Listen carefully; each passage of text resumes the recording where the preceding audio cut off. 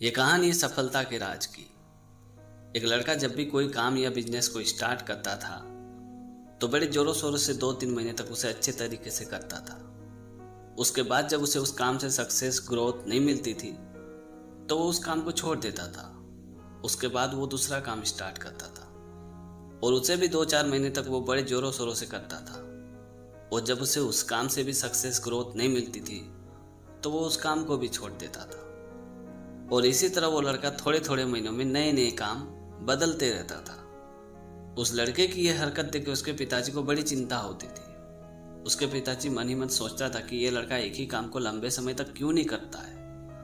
और मजबूरन एक दिन उस लड़के के पिताजी ने उस लड़के से पूछा कि बेटा तुम एक काम को लंबे समय तक क्यों नहीं करते हो। तो वो लड़का अपने पिताजी से कहता था कि पापा मैं उन सब कामों को करके देख चुका हूँ, उसमें सक्सेस ग्रोथ नहीं मिलने वाला है।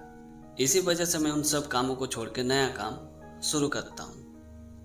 अपने लड़के की ये बात सुनकर उसके पिताजी ने उस वक्त तो अपने लड़के को कुछ नहीं कहा, लेकिन कुछ दिनों बाद उस लड़के के पिताजी ने अपने लड़के को लेकर एक आम के बगीचे में गया। फिर उस लड़के के पिताजी ने एक आम तोड़ा और अपने लड़के के हाथ में थमाते हुए कहा कि बेटा इसे खाओ। जब लड़के ने उस आम को खाया तो उस लड़के के पिताजी ने लड़के से पूछा कि बेटा आम कैसा लगा।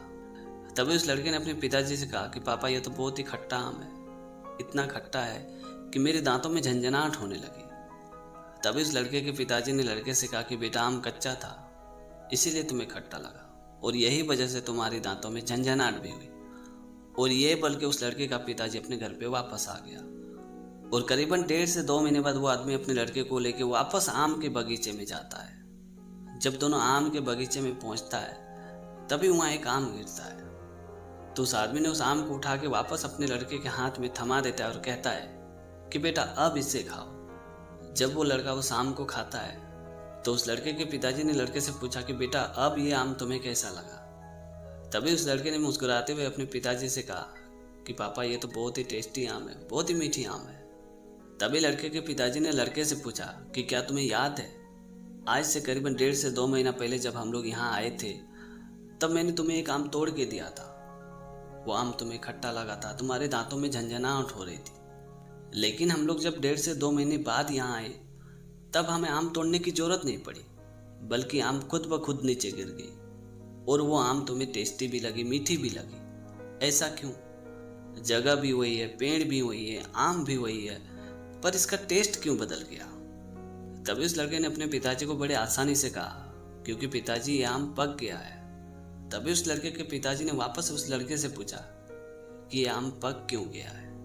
तो उस लड़के ने बड़े हैरान होकर अपने पिताजी से कहा कि पिताजी क्योंकि इस आम को पकने का समय हो गया था। ये बात सुनते उस लड़के के पिताजी ने मुस्कुराते हुए उस लड़के से कहा कि मैं भी तो तुम्हें यही समझाने की कोशिश कर रहा हूँ कि जब तक तुम किसी काम में समय नहीं दोगे, टाइम नहीं दोगे, तब तक तुम उस काम में पक्के नहीं होगे।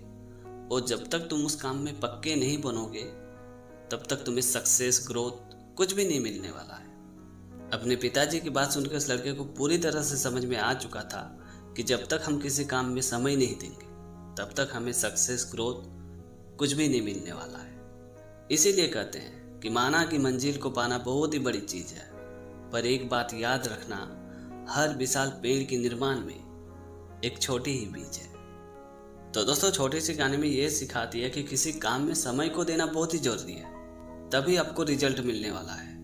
क्योंकि आपको भी पता है कि हर शाम के 12 घंटे बाद ही सवेरा होता है। तो दोस्तों आज की कहानी आपको कैसी लगी कमेंट करके ज़रूर बताना। और अगर आपने हमारे चैनल को अभी तक सब्सक्राइब नहीं किया तो प्लीज़ यार चैनल को सब्सक्राइब कर देना, क्योंकि इस तरह का कंटेंट मैं हमेशा अपने चैनल पे लाते रहता हूँ। तो आज के लिए इतना ही, मिलते अगली वीडियो में एक नई टॉपिक के साथ, एक नई कहानी के साथ। तब तक के लिए जय हिंद, वंदे मातरम।